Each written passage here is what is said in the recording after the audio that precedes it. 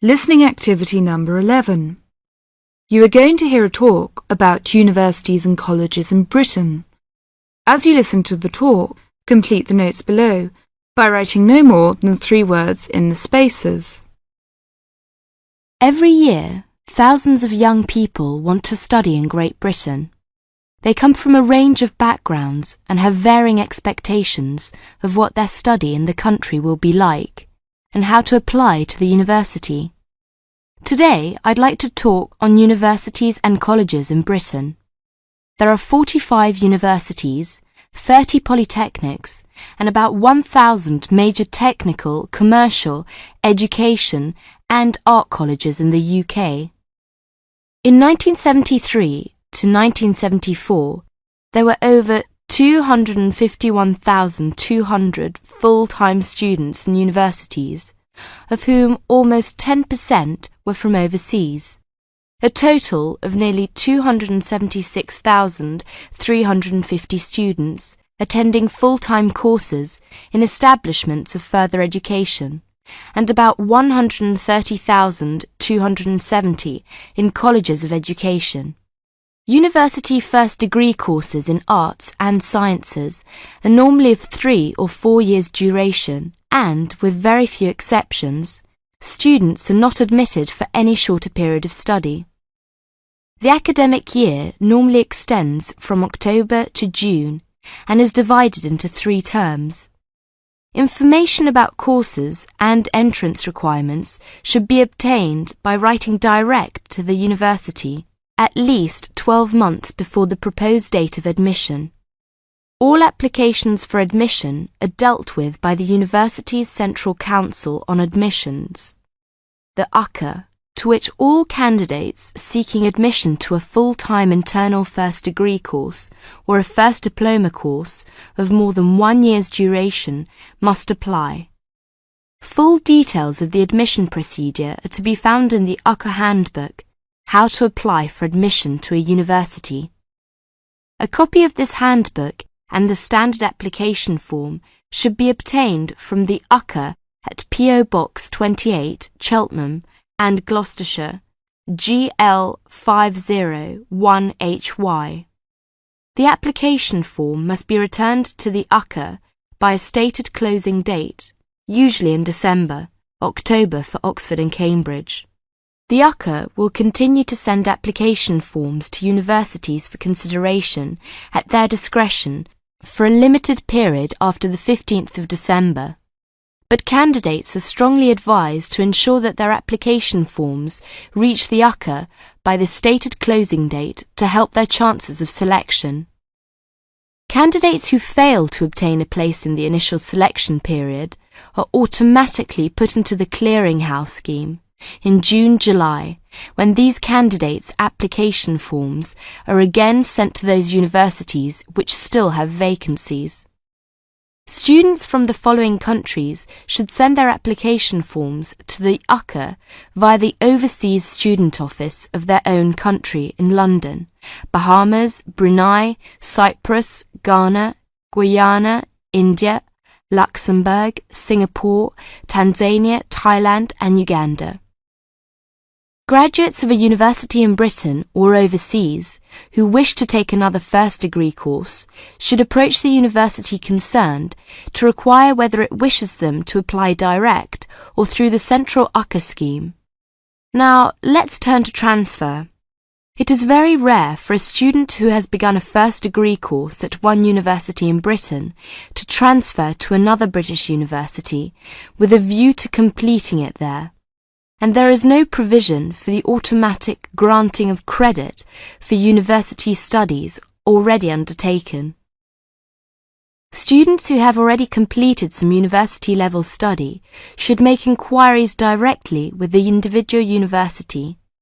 To be considered for admission, a candidate must show that his earlier education has qualified him to enter the course and that he speaks, writes and understands English sufficiently well. The usual minimum qualifications for entry to a first degree course in a university are good passes in the General Certificate of Education, the British School Leaving Examination, either 3 passes at ordinary level and 2 advanced level, or 1 at ordinary level and 3 at advanced level. A certificate which gives admission to a university in the candidate's own country will be taken into consideration for admission to a British university, but a university may still require passes in some subjects of the GCE, or an equivalent examination. It should be noted that possession of the minimum entrance requirements does not guarantee admission. Selection is competitive, and each application is judged on its merits. The British Council offices overseas and the Schools Council, 160 Great Portland Street, London W1N 6LL, are prepared to offer advice on the acceptability of specific overseas qualifications in place of the British General Certificate of Education. A copy of the original certificate and, where appropriate, an approved translation should accompany all inquiries.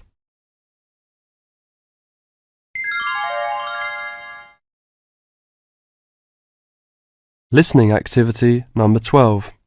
You are going to hear a talk on Canada. As you listen to the talk, complete the notes below by writing no more than 3 words in the spaces provided. Good morning and welcome to this talk on Canada. Many people think of Canada as a land of ice and snow. They think of it as a young country with few inhabitants, a country of English-speaking white people.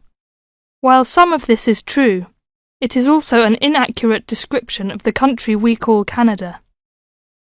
Canada lies in the northern half of the continent of North America. The most northern parts of Canada are sometimes called the land of the midnight sun, because at certain times of the year the sun never sets and is still shining faintly at midnight. This northern part of Canada is cold and mostly snow-covered all year round. Most of the people who live in this northern part of Canada are called Inuit or Dene. They were once called Eskimos. They are the original people of this land and are part of what are called the First Nation. As we move to the more southern parts of Canada, the land changes and so does the people. Moving from east to west in southern Canada, we travel from the Atlantic provinces of Nova Scotia, Newfoundland, New Brunswick, and Prince Edward Island. These small provinces, with small populations, border on the Atlantic Ocean. The land in these provinces is not very fertile, so fishing, forestry, and mining are the main industries, although in some small areas, agriculture is also important.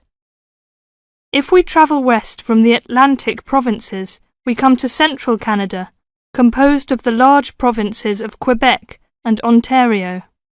Both provinces are rich in natural resources, have fertile land, and are the centres of industry for Canada's largest cities. Toronto and Montreal are found in these provinces. The province of Quebec is the centre of French language and culture in Canada. In fact, Montreal is the second largest French-speaking city in the world after Paris. Finally, in the far west of Canada, we come to the province of British Columbia. This province is separated from the prairies by the Rocky Mountains and is bounded on the west by the Pacific Ocean. British Columbia is often called simply the West Coast. British Columbia is an attractive place for tourists because of its mild climate, spectacular mountains, seacoast, and beautiful forests. Agriculture, forestry, shipping and fishing are major industries in British Columbia. The people of this land of Canada are as varied as its landscape. The original settlers, those we call the people of the First Nations, came from Asia by crossing the Bering Strait from Siberia to Alaska. In their new environment, they developed many new languages and cultures. In the 16th century, the first Europeans arrived in eastern Canada. They came from Britain and France. By making treaties with the original inhabitants, they gradually established colonies in eastern and central Canada. After a war with France, Britain took over the French colonies in Quebec and eastern Canada. By the end of the 18th century, all of Canada was under British rule. From this time until the present century, most of the immigrants to Canada were British, Scottish, and Irish. In this century, however, Canada has had an influence of settlers from all over the world. There are now hundreds of thousands of people from Asia, Africa, and South America who now call Canada their home.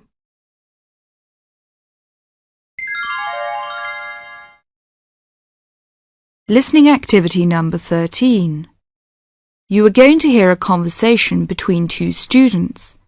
They are talking about the English bars. As you listen, complete the notes below by writing no more than 3 words in the spaces. Kevin, could you tell me something about the bars? I have never been to a bar. You see, Steve, my classmate, has invited me to go to a bar tonight.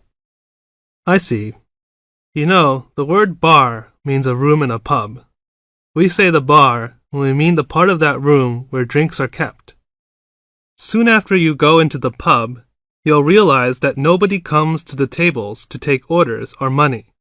Instead, customers go to the bar to buy their drinks. I see. People will go to the bar directly to get their drinks and don't wait for someone to come to take their orders. That's right. People don't queue at the bar, but they do wait till it's their turn. Oh, how do I pay? I mean, do I pay directly after I get the drink, or do I have to wait till I'm ready to leave like I do in a restaurant? It's not the custom to pay for all your drinks when you're ready to leave.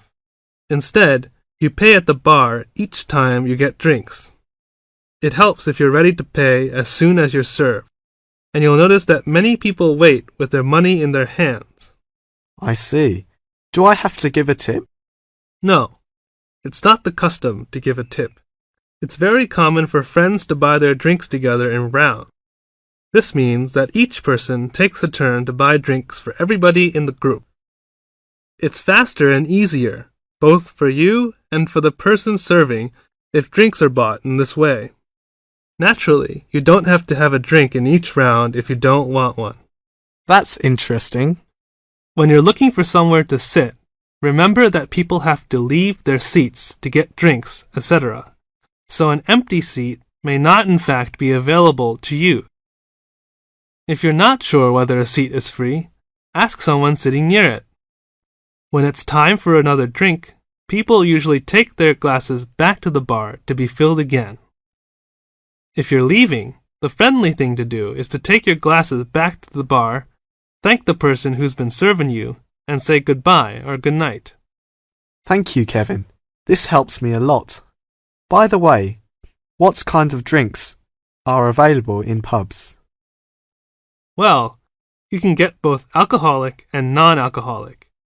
Beside alcoholic drinks, such as beer and wine, there is cider, which is made from apples, usually sold in bottles, port, a type of thick sweet wine from Portugal, sherry, which is a type of wine from Spain, and spirits. These are a kind of strong alcoholic drinks such as whiskey and brandy.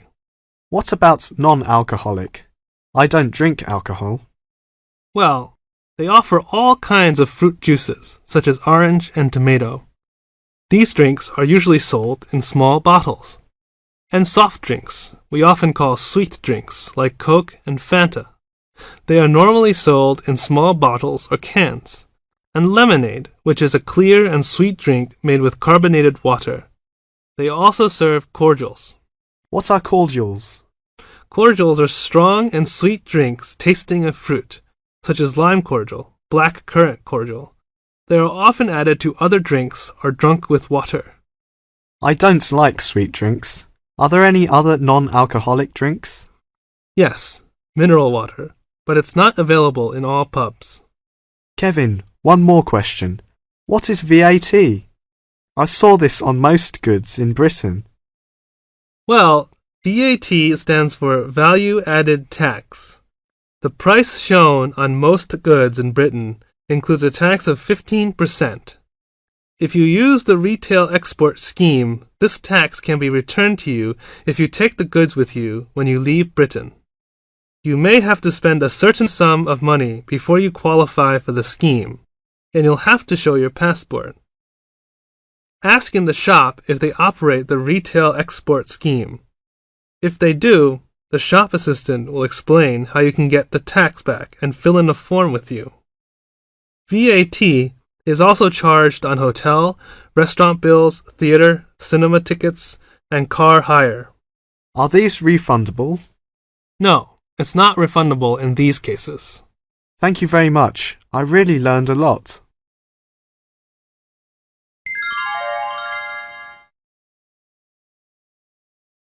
Listening activity number 14. You are going to hear a talk about the English pubs. As you listen, complete the notes below by writing no more than 3 words in the spaces provided. In English pubs, the food is usually plain but of good quality. In fact, to taste good, traditional English food, you would do well to visit a reputable pub. Many businessmen habitually have lunch in a pub near their office. In the country, the pub is often part of an inn where you can put up for the night. The Englishman's favourite drink is beer. There are 3 different methods of serving beer in Britain. As you'd expect, some beer is served in bottles. Beer that comes from a tap is called draft beer, and there are 2 different methods of serving it. Keg beer is served with modern method, which uses a gas called carbon dioxide, and traditional draft has no gas in it, and a pump is used to pull the beer up the pipe and out of the tap. Keg beer is served colder than traditional draft. It's easier to look after, and some keg beers are sold almost everywhere in Britain. This means that you can always have exactly the same drink in any pub that sells a particular keg beer. Traditional British beer is probably quite different from the beer in your country. It has no gas in it, and it's not served very cold. But this is not a mistake. Traditional beer drinkers will tell you that this allows you to taste the beer better.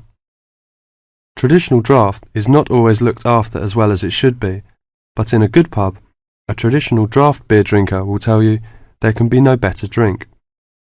There are a lot of different breweries, companies that make beer, in Britain, but they make the same types of beer, and you can see them in the list below. Lager is the kind of beer that is common in many countries. Normally keg is served cold. Strong lager is often available in bottles. Bitter is the most popular kind of British beer. It tastes slightly bitter and can be keg or traditional draft. Most pubs have more than one kind. Guinness is a thick, almost black, bitter-tasting Irish beer. Pale ale is less strong and a bit sweeter than bitter, and often is keg. Mild is a fairly sweet beer, often dark, not as strong as bitter. It can be keg or traditional. It cannot be found everywhere. Bottled beers are sometimes served cold. There are several kinds available. For example, light ale like pale ale. Brown ale is a brown, often rather sweet beer. Stout is a very dark beer. Law regulates the pub's opening times. Local variations are possible, but usually a pub is open from 11:30 to 3 o'clock, and from 5:30 to 10:30 or 11 o'clock. Betting is forbidden in pubs. Children are not allowed on licensed premises, which may mean that father and mother cannot have a quiet drink together if children are with them. In the old days, when people drank too much and pubs were often rowdy, the law against children entering pubs was a wise one. Today, drunkenness is much less frequent than it was, say 50 years ago. It would be quite wrong to consider the average English pub as anything other than a respectable, friendly place that provides good drink, good food, and a pleasant social atmosphere. Far too often the foreigner has read accounts of sordid 19th century drinking places, haunted by people whose one desire was to drink as much as they could afford as quickly as possible.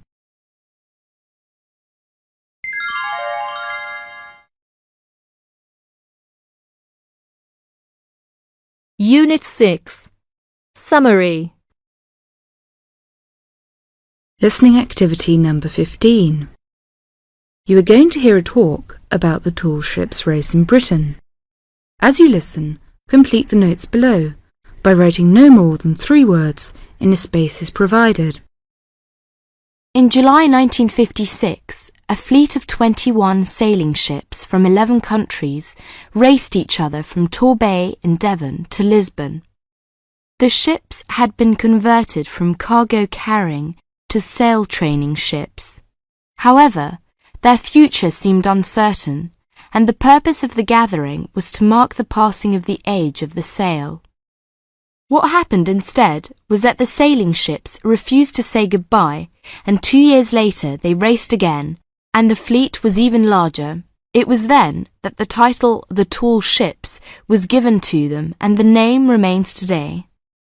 The original organisers, the Sail Training Ship International Race Committee, now called the Sail Training Association, saw that a new international movement had begun, adventure training under sail. As race succeeded race, it became clear that the events had more to do with bringing adventure and widening the horizons of young people than of commemorating the passing of sail. Now, sail training ships began to be specially built, and young people from all walks of life wanted to participate. Now, to compete, a vessel has to satisfy just 3 requirements. It has to have a minimum waterline length of 9.09 metres. Half its crew must be between the ages of 16 and 25, and its principal means of propulsion must be a sail. Since 1972, the race has been sponsored by Cutty Sark Scots Whisky, and it has started to attract huge crowds of spectators. In 1984, more than 250,000 people lined the River Mersey in Liverpool to watch the fleet set off. And in 1986, 2 million spectators joined Her Majesty Queen Elizabeth at Newcastle upon Tyne to watch the parade. 1989 was the year that the spectacular Cutty Sark Tall Ships race started from London. A grand fleet of up to 100 vessels gathered on the River Thames near Tower Bridge on Tuesday the 4th of July. The only thing that the racing yachts, ancient and modern, had in common was their young crews. Few were expert sailors, and the majorities were strangers to the sea and to each other. Between Tuesday the 4th of July, when the fleet began to assemble, and Saturday the 8th of July, when the ships took part in a grand parade of sail down the River Thames, vessels were berthed on either side of Tower Bridge. Some were moored in the Pool of London, opposite the Tower of London, while others were moored to the east of Tower Bridge. Smaller vessels were accommodated in St. Catherine's Dock. Many of the larger ships were open to the public. It was an amazing and historic spectacle as the ships sailed slowly up the River Thames.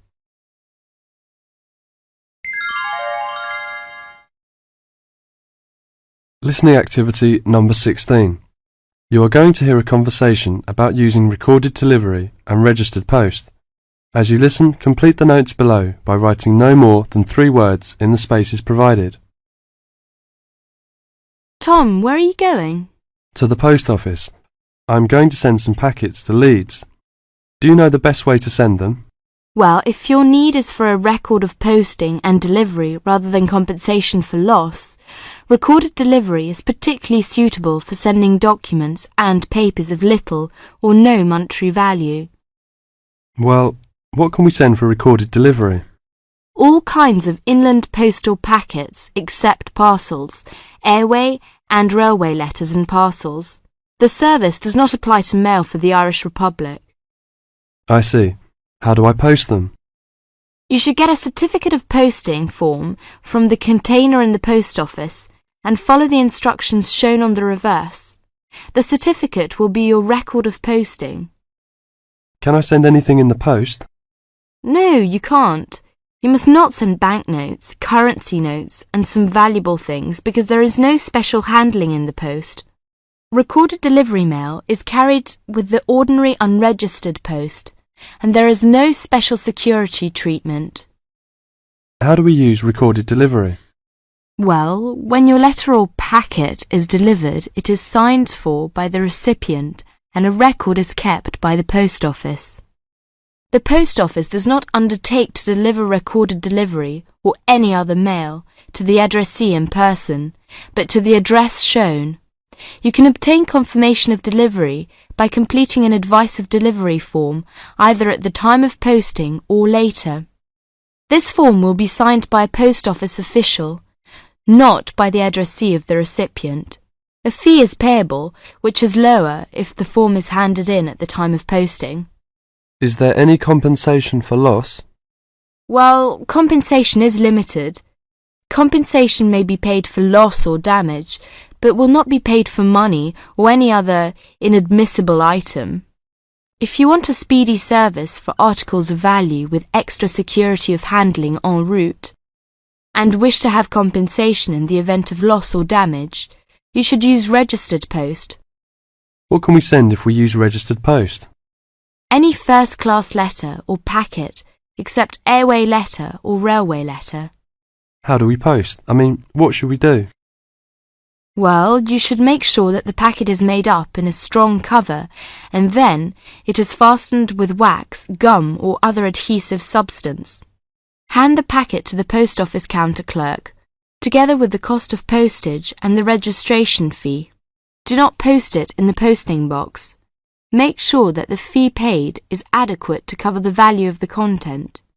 The counter clerk will give you a certificate of posting which he has initiated with the date stamped.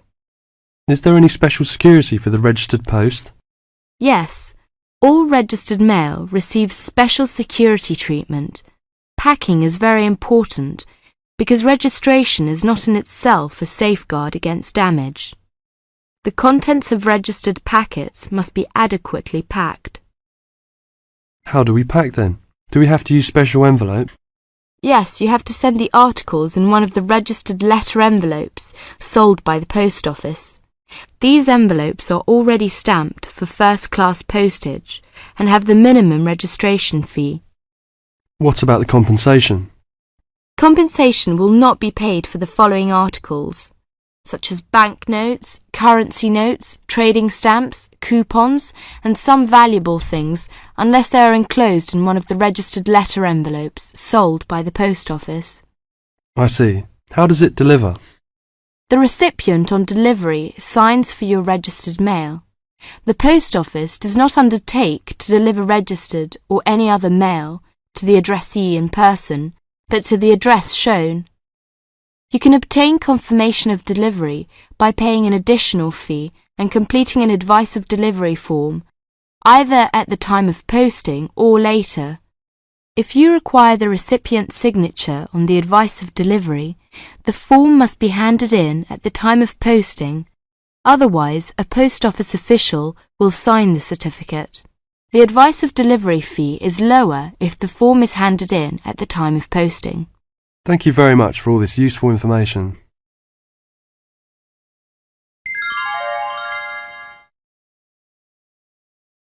Listening activity number 17.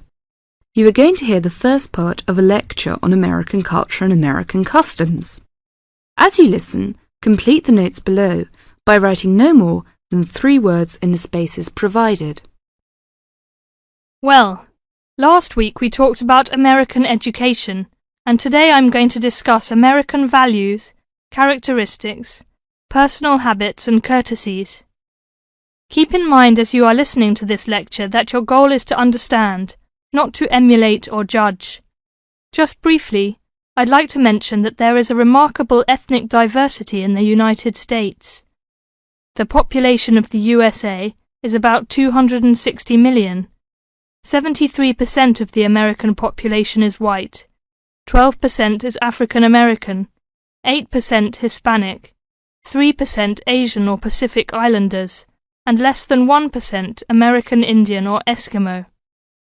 Many Americans resent generalizations being made about them because Americans see themselves as very unique and individualistic. On the other hand, Americans tend to lump foreigners together into one lot and condescendingly view foreigners as people who are not as intelligent or sensible as Americans. Despite Americans' dislike of generalizations and their ethnocentric point of view, it becomes evident that they are indeed American. Americans value individualism, independence, informality, directness, punctuality, achievement, and competition. Individualism is probably the most highly esteemed value in the American culture and an important key to understanding American behavior. In the historical development of the country, individuality was crucial for survival. If you asked Americans to characterize the ideal person, they would probably use adjectives such as autonomous, independent, and self-reliant. Persons tend to be viewed as individuals rather than as representatives of a family or a group. Here are some examples of how this value affects behaviors. 1.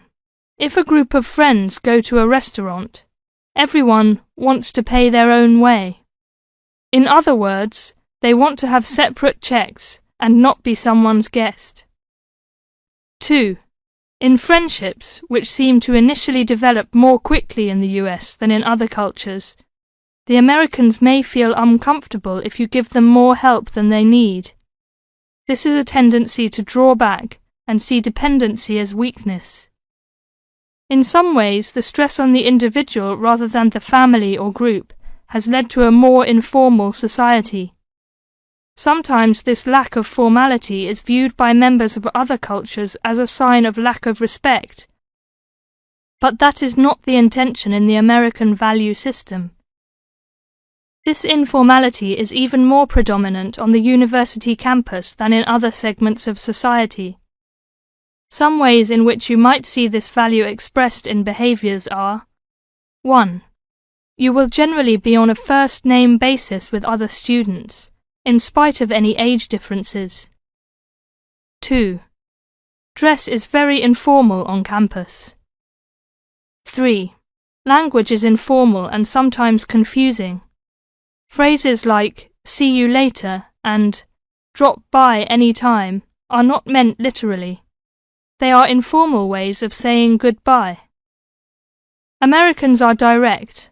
Honesty and frankness are more important to Americans than saving face. They may bring up impolite conversation topics which you may find embarrassing, too controversial, or even offensive.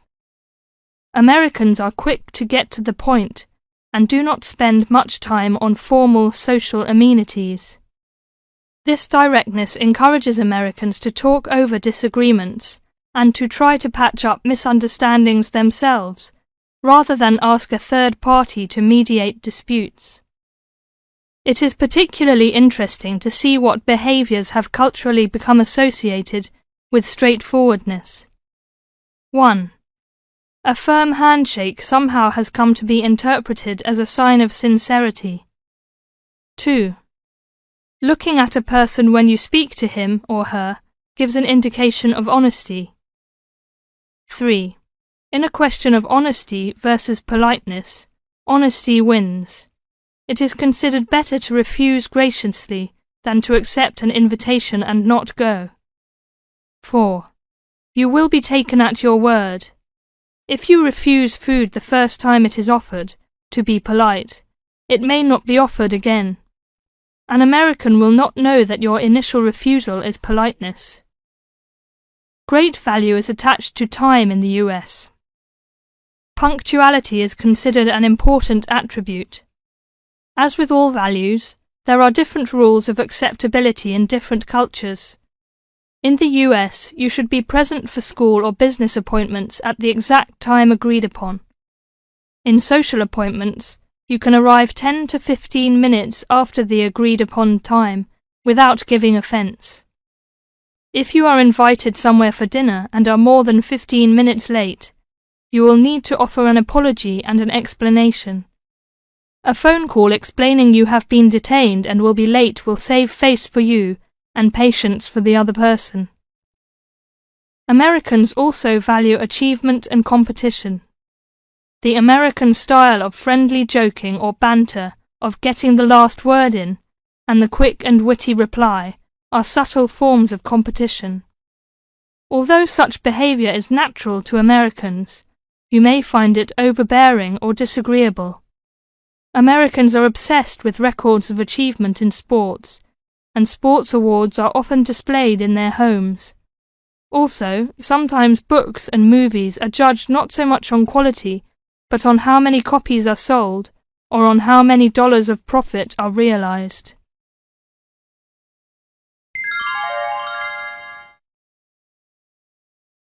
Listening activity number 18. Now listen to the second part of the lecture. As you listen, complete the notes below by writing no more than 3 words in the spaces provided.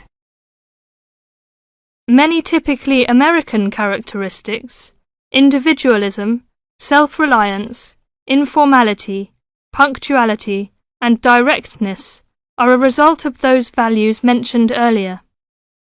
Other national traits could also be identified, however. 1. Americans cooperate. Although often competitive, Americans also have a good sense of teamwork and cooperate with others to achieve a goal. 2. Americans are friendly, but in their own way. In general, friendships among Americans tend to be shorter and more casual than friendships among people from other cultures.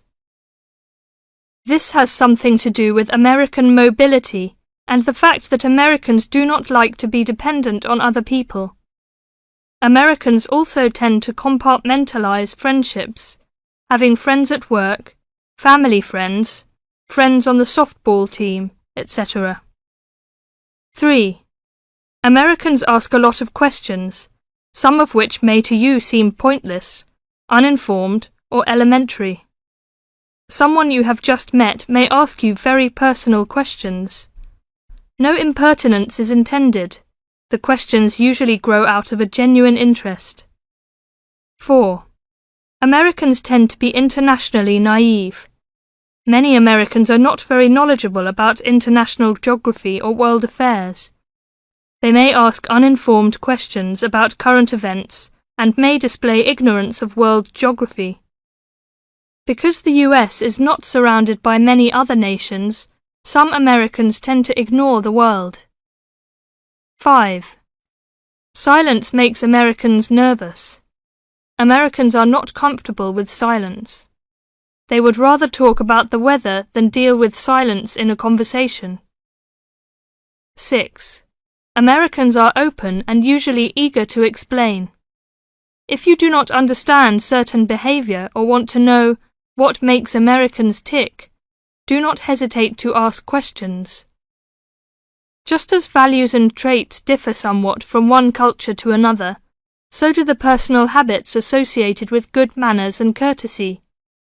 While very often there does not seem to be any particular reason why a particular way of doing something is considered good manners, observing these cultural rules will make Americans more comfortable with you, and therefore you with them. It is, of course, impossible to cover all the possibilities here. If you are unsure in a situation, just ask. Americans like to be helpful. 1. Queuing up or lining up is essential. Courtesy requires that you do not push from behind, stand next to the person being helped, or cut into a line. If you should accidentally bump someone, you should say, "Excuse me." 2. Americans blow their noses into a tissue. Spitting, clearing phlegm, or sniffing as from a cold are considered rude. 3. It is considered poor manners to slurp, chew noisily, or open your mouth while chewing. 4. Questions are seen as a good way of getting acquainted, but questions about a person's age, financial affairs, cost of clothing or personal belongings, religious affiliations and sex life are considered too personal for questioning, except between very close friends. 5. Men generally do not hold hands or link arms in public with other men. This is somewhat more acceptable between women and quite common between men and women. Now, a few words about personal safety. Unfortunately, in the US one must be aware of crimes. It is wise to be especially careful until you are familiar with the community in which you live. Remember that good judgment and common sense can significantly reduce chances of having an unpleasant and perhaps harmful experience. Basic safety rules include the following. 1. Do not walk alone at night. 2. When you leave your room, apartment or automobile, make sure that all doors are locked and all windows are secured. 3. Do not carry too much cash or wear jewellery of great value. 4. Never accept a ride from a stranger. Do not hitchhike and do not pick up hitchhikers. 5. Be careful of purses and wallets, especially in crowded metropolitan areas where there may be purse snatchers and pickpockets. 6. If a robber threatens you, at home or on the street, try not to resist unless you feel that your life is in danger and you must fight or run away. Give up your valuables as calmly as you can and observe as much as possible about the robber to tell the police when you report the crime. A final note. Keep an open mind. Don't judge what you see as right or wrong, but make it a challenge to try to understand the variety of American behaviours which you may observe. You certainly do not have to participate in something you disagree with, but you can try to understand it. This will help you build an attitude of intelligent and liberated respect for cultures, both your own and others.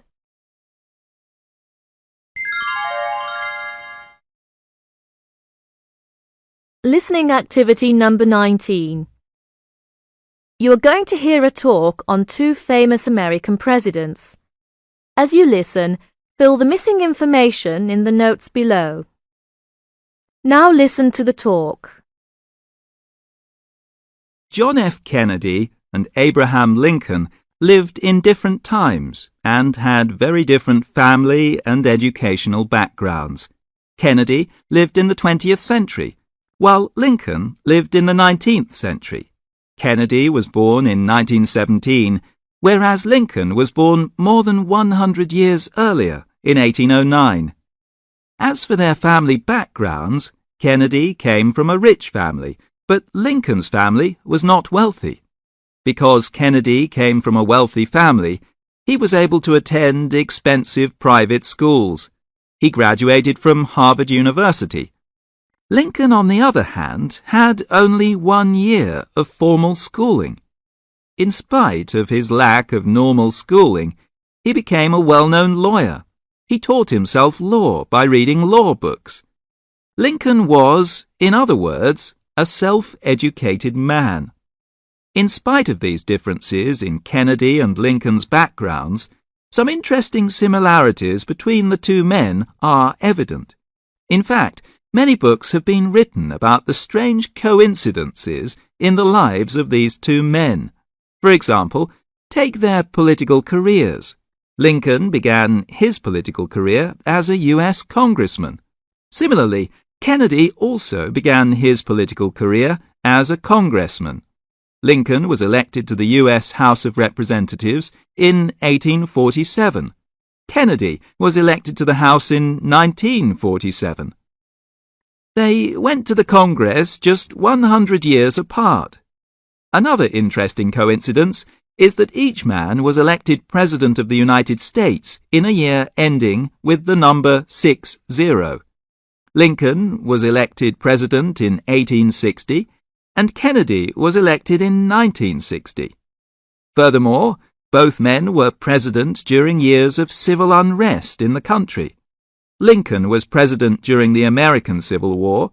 During Kennedy's term of office, civil unrest took the form of civil rights demonstrations.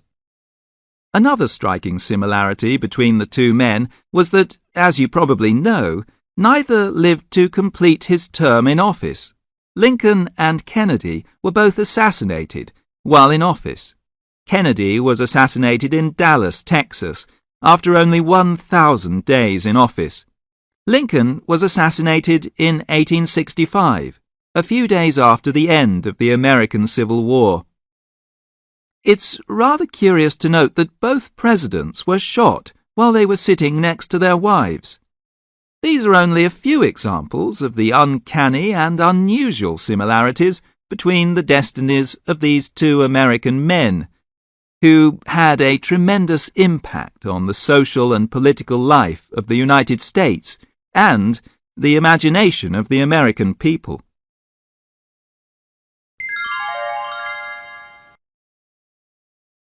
Listening activity number 20. You're going to hear a lecture on American history. As you listen, fill the missing information in the notes below. Now, listen to the lecture. The American Civil War was fought over 140 years ago. It began in 1861 and lasted until 1865. The American Civil War resulted in the death of 800,000 Americans. What caused this terrible civil war between the North and the South? Well, historians believe that there were many causes of the war. One of the important causes of the war was the friction between the North and the South over the issue of slavery. The Southern way of life and the Southern economy were based on the use of slave labor. For almost 250 years before the Civil War, the economy of the South depended on the use of black slaves. The slaves were used to plant and pick cotton and tobacco. Cotton and tobacco were the main crops grown in the South. Most Southerners did not think it was wrong to own, buy, or sell black slaves like farm animals. Slavery was, in fact, the foundation of the entire economy and way of life in the South. This was not the situation in the North. The Northern economy did not depend on the use of slave labor. Why not? Well, in the South, there were many large cotton plantations that used hundreds of black slaves. In the North, however, there were smaller farms. The Northern farmers planted many different kinds of crops, not just cotton or tobacco. The Northerners did not need slaves since their farms were smaller than most of the Southern plantations. In fact, many Northerners were so opposed to slavery that they wanted to end slavery completely. The Northern attitude against slavery made the Southerners angry. So, for many years before the war, there was constant friction between the North and the South over this issue. This friction eventually led to war. There was other friction too, as I said before, between the North and the South. There were, in other words, other causes of conflict between the North and the South. One involved the growth of industry in the North. While the South remained an agricultural area, the North became more and more industrialized. As industry increased in the North, it brought more people and greater wealth to the northern states. As a result, many Southerners began to fear Northern political and economic domination. Because of this fear, many Southerners believed that the South should leave the Union and that they should form their own country. In 1860, the Southerners decided it was time to leave the Union when Abraham Lincoln became President of the United States. Lincoln, as you may know, was against slavery. The people of the South were afraid that their way of life and their economic system were in danger with Lincoln in the presidency. Consequently, the Southern states decided to secede from the Union. In other words, they wanted to break away from the North and form a separate country. In 1861, South Carolina seceded, and by June of 1861, 11 Southern states had seceded and established a new country. They called the new country the Confederate States of America. The war between the North and the South began when the Southern states seceded from the Union. The main reason that the North went to war against the South was to bring the Southern states back into the Union. In other words, the North went to war to keep the United States one country. After 4 years of terrible fighting, the North won the war against the South, and the United States remained one country. The North won the war mainly because of its economic and industrial strength and power. The Civil War had two important results for the United States. 1. The Civil War preserved the United States as one country, and 2. It ended slavery in the United States. Many Americans wonder what the United States would be like today if the South had won the Civil War.